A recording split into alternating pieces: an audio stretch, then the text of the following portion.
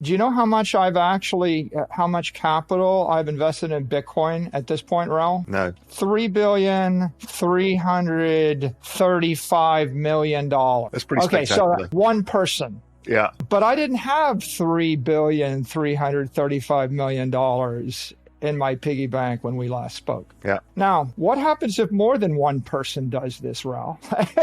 How many people does it take, right? And the answer is you need public entities, and they need to be creditworthy, and they need to be able to file a registration statement. You know, if you can file a registration statement, you can tap the fixed income markets, you can tap the convertible debt markets, you can tap the equity markets, and as you do that, that capital becomes permanent capital, right? Because by the way, there are some companies that can't own digital property, they can't own the underlying property that is Bitcoin.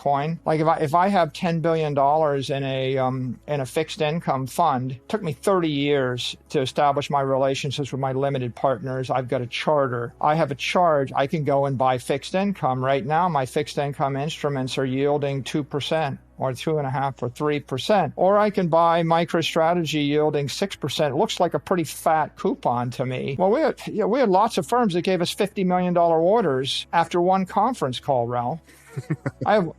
We did that entire deal in one day, no one-on-ones, one conference call, 130 firms on the phone. Okay, I'll give you a $50 million order. I'll give you a $25 million order. I'll give you a $100 million order. And why do they do that? Well, I mean, you get the Moody's credit rating, you get the S&P credit rating, you're a public company, you package a security, right, a derivative of a crypto asset called Bitcoin. It's a Bitcoin bond, and you put it out there, and they can buy that thing. So what we've seen over the past 12 months is we've seen the creation of public securities. A lot of people can buy, $500 million worth of Marathon stock or $100 million worth of a Bitcoin mining stock, but they can't buy the Bitcoin. Yeah. They can buy the convert, they can buy the equity, they can buy the junk debt, but they can't buy the Bitcoin. And of course, people in the crypto industry, the crypto traders, they don't understand why, right? There's still a group of people that think, oh, well, you need to buy it and put it in cold storage and keep your keys, which is, what would I call it? An ideologically pure approach to the industry, which works for a subset of people. But when I'm talking to a guy that runs a $2 billion portfolio, if he went to his boss and said, I want to buy $25 million worth of Bitcoin and hold my private keys, he would get between laughed and fired, right? That's not happening in 1,000 years, no matter how hard. On the other hand, the guy can go like, okay, so yeah, this is good. So what was the interest rate again? 6%? Okay, I'll take 25 million of that. Next, he's got another deal to do the next day. So I think that what we're seeing is the maturing of the industry, the maturing of the asset class. When JP Morgan and Morgan Stanley started offering Bitcoin funds, like the NYDIG-backed funds and the Galaxy-backed funds, that was a big endorsement, a big step forward. And I think we got Wells Fargo, we've got Morgan Stanley, we've got JP Morgan. They've all moved to offer those funds. That was a big deal. And then I think that when the ETF comes, right now we've got ETFs in Canada, right? I don't know if you saw, Fidelity just went before the SEC. This is Fidelity. This is Fidelity for the last 60 years. They have like $10 trillion of assets under management, and there are companies that have been doing business with them for 50 years or 30 years. Fidelity goes in front of the SEC, and they give a 20-page presentation on why Bitcoin is mature and why it's time to approve a Bitcoin ETP in the United States. And there's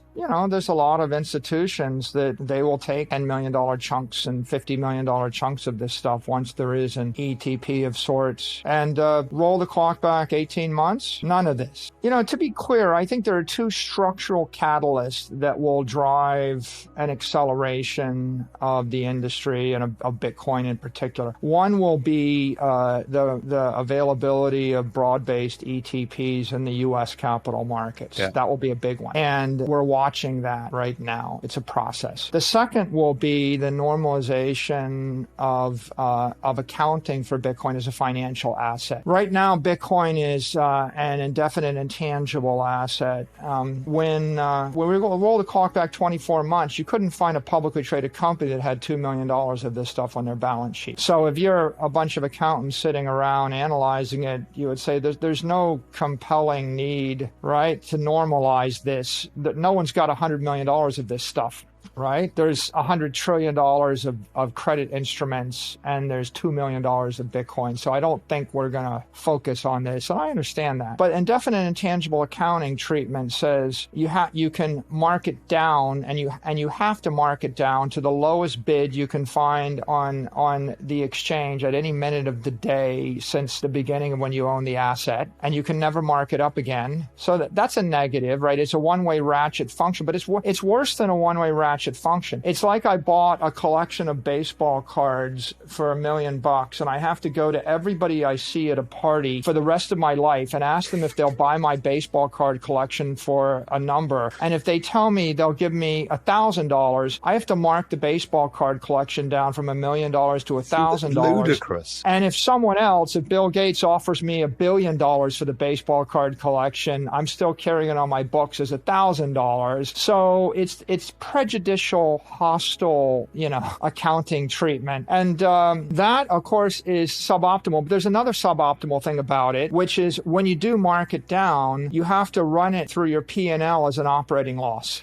It's not even a below the line, it's a non-cash, it's a non-cash investment cost in theory, but not per indefinite intangible. Per indefinite intangible, if Facebook buys 50 billion of Bitcoin and it trades down 10% and then it trades up 100%, instead of holding $100 billion of assets, they're showing 40. And then in the next, quarter, they have a $10 billion operating loss against their $10 billion, gain. So they make no money in the year, even though they made $50 billion in the year. Okay. So what does that mean? Well, look, if you're a pure play like MicroStrategy and your investors understand, we have 114,000 Bitcoin. You ignore all the rest. You multiply 114,000 by 47,000 and change. You're like, oh, they have $5.5 billion worth of Bitcoin. Okay, and if it doubles, they'll have 11 billion, and you divide the number of shares into that, and you come to a conclusion about what you think the company's worth. Okay, that's one approach. But if you're running Apple Computer or Facebook or Google, and you've got a pristine P&L, and you've got a pristine balance sheet, and if you're a conventional CFO, you would think, well, like I have a perfect P&L and a perfect balance sheet, and if I put this on the balance sheet, it's going to obscure the P&L, and I'm to create pro formas.